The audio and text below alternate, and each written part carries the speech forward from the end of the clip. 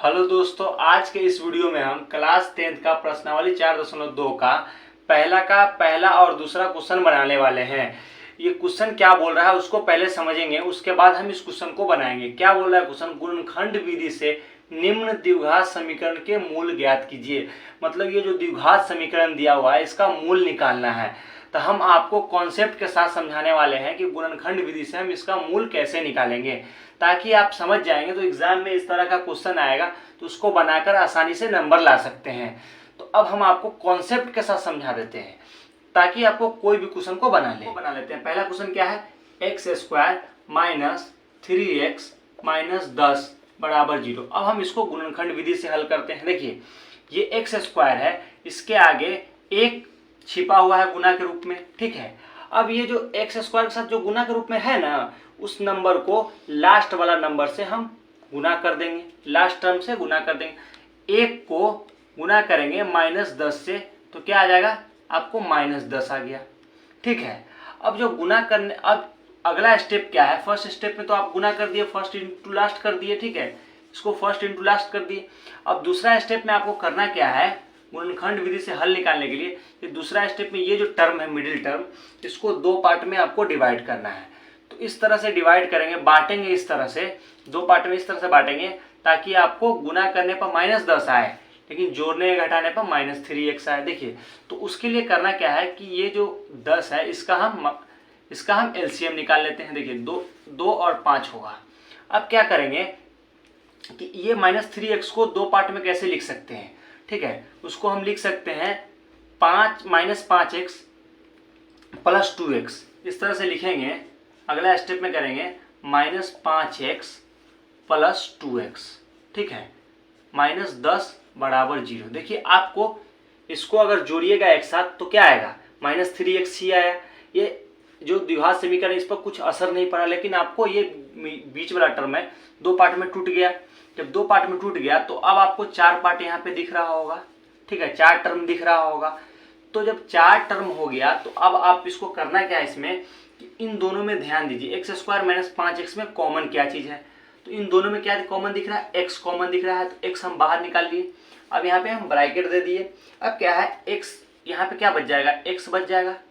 अब इस -5x में क्या कॉमन? x कॉमन हो गया तो क्या बचेगा? 5 बचेगा।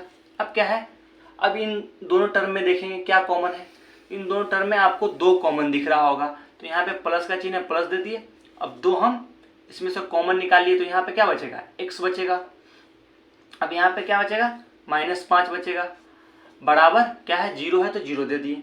अब क्या है, जब आप कॉमन निकाल लेंगे तो उसके बाद इन दोनों टर्म को एक साथ जोड़ेंगे, ठीक है, x प्लस 2, ठीक।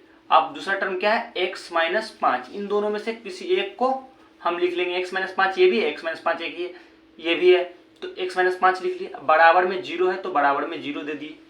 अब क्या है कि इसको करना क्या है कि x के बराबर में इस x प्लस 2 के बराबर में 0 रख देंगे, फिर x माइनस 5 के बराबर में भी 0 रख देंगे, तो आपको मूल निकल जाएगा x प्लस 2 बराबर 0। अब क्या है अगला? x माइनस 5 बराबर 0। अब क्या करना है, x का आपको मान निकालना है, मूल निकालना है। तो x बराबर क्या करेंगे? x के बराबर के उधर अगर 2 को भेजेंगे तो ये -2 हो जाएगा। अब ये x के बराबर इस -5 को भेजेंगे तो यहाँ पे +5 हो गया। तो अब आपको मूल निकल गया, ठीक है। तो अब आपको समझ में आ गया कि गुणनखंड विधि से कैसे हल निकालते हैं। अब हम दूसरा क्वेश्चन को भी बना देते हैं। देखिए, अब क्या है, इसमें भी फर्स्ट इंटू लास्ट करेंगे तो -2, इस फर्स्ट इंटू लास्ट करेंगे तो क्या है कि 2 और -6 है, तो इसको फर्स्ट इंटू लास्ट करेंगे तो क्या आएगा? -12। अब क्या है, -12 जैसे आ गया तो अब इसको x को इस तरह से दो पार्ट में डिवाइड करेंगे कि जोड़ने या घटाने पर +x आए और क्या है, गुना करने पर आपको क्या आ जाए? -12 आ जाए। तो यही आपको करना है। तो आप इस 12 का आपको क्या करना है? लघुत्तम निकालना है।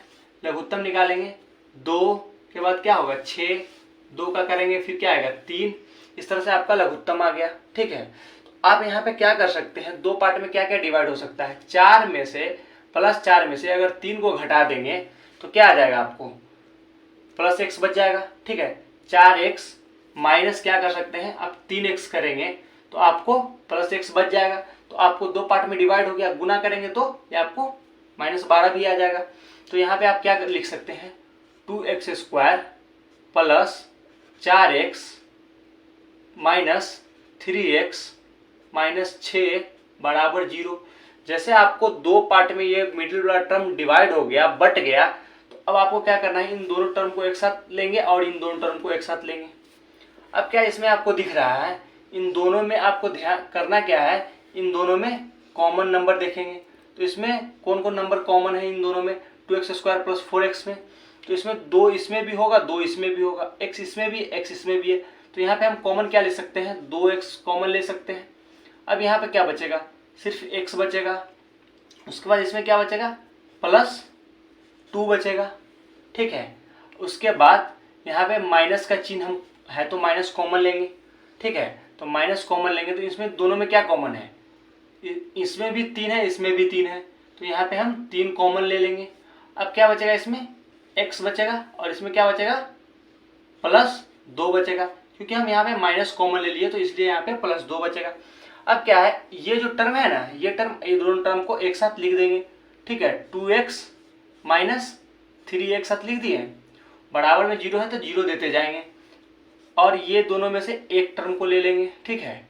x प्लस 2 ले लिए, बराबर में 0 है, 0 दे दिए। तो जब इस तरह से आपका गुणनखंड निकल जाएगा तो अब 0 के बराबर इन दोनों टर्म को रख देंगे, 2x माइनस 3 बराबर 0 रख देंगे, ठीक है। यहाँ पे फिर दूसरी तरफ क्या करेंगे, x प्लस 2 बराबर भी 0 रख देंगे, 0 रख देंगे। उसके बाद हम x का मान निकाल लेंगे तो आपको मूल निकल जाएगा। तो इस 3 को उधर भेजेंगे, बराबर के दूसरी तरफ भेजेंगे तो ये +3 हो जाएगा।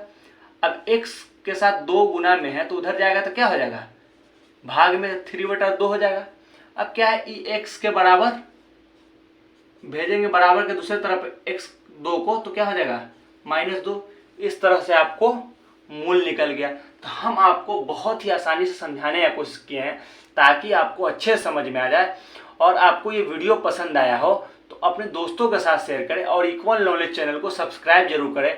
अगर आप चैप्टर 8.1 और 8.2 को देखना चाहते हैं तो आपको डिस्क्रिप्शन में लिंक मिलेगा, और गुणनखंड को समझना चाहते हैं तो आपको डिस्क्रिप्शन में लिंक मिलेगा, उसकी मदद से देखकर आप समझ सकते हैं। आपको इस चैनल पे हर एक तरह का वीडियो मिलेगा, आप देखकर अपने नॉलेज को बढ़ा सकते हैं और एग्जाम में अच्छा नंबर ला सकते हैं।